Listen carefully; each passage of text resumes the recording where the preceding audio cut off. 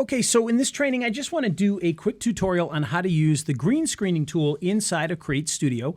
And this video will be nice and short and just go over exactly how to use that so you can jump right in. So what I have here is I've got an actor on a green screen. And so I'm going to grab him and I'm going to bring him into the project just like so. And we'll bring that back to the beginning.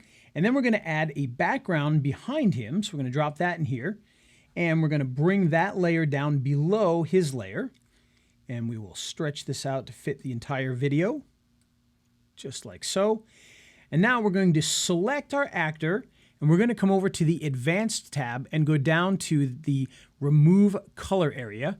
We're going to enable that, and then we're going to use this eyedropper tool to choose the background color. Now what I'm going to do is I'm going to choose the background color really close to our actor just in case it drops off. And we'll click there. And you'll see that it removes the green pretty well there. And the threshold is only set at 10.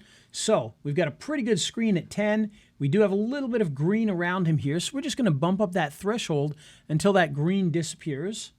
And you can see probably somewhere around like 30 or so, it's going to look pretty good. And we're hitting about, well, 30, 35.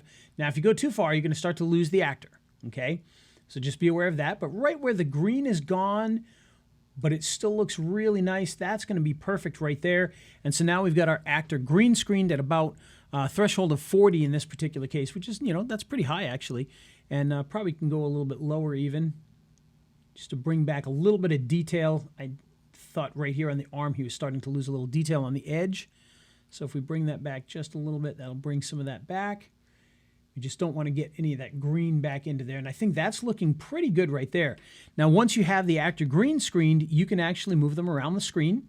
So if you need to have them over here, so you can have graphics over here, or maybe you're doing a picture-in-picture and you want to shrink the actor down and put him way down in the corner, you can do any of that stuff with this, okay? I'm going to bring him back up here.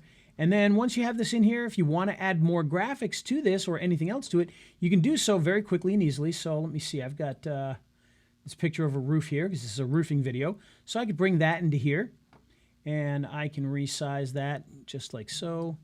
Put that up in the corner here. And so now we've got this kind of cool picture-in-picture look here for that. And you can start to do some fun things with this as well because you could add a border on this. So let's say you can make a dash if you want, but I don't think that works too well for this one. You're going to start to see like the little dash border, but I think that will look better by itself.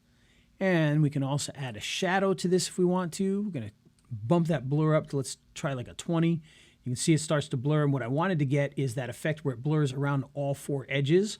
And again, you could move it off to the side if you needed to, but I don't think that's necessary. I kind of like it maybe just a little bit down. And I'm even going to move it back towards the center because I want to get that shadow on all four sides like that. And you can bump up the blur even higher to kind of get that effect if you want to here. You can choose the shadow color, by the way. So if you wanted to have a shadow color that looks like, like there's a light behind there, you could do that. So we've got it as a bright red. Or you can make it more subtle by making it a dark shadow but having a red tinge to it to match his shirt or something like that. And then you can have the really nice effect like that. And that's all you have to do. Very simple, very easy. This works quite well. It doesn't have all the controls that a really high-end green screen editing tool will, but it's got the green screening tool in there, and for most of the things that you do, it's probably going to work perfectly fine. So check that out. If you got any questions, of course, put them in the comments below, and I'll be glad to answer them for you. We hope you have a great day using CreateStudio.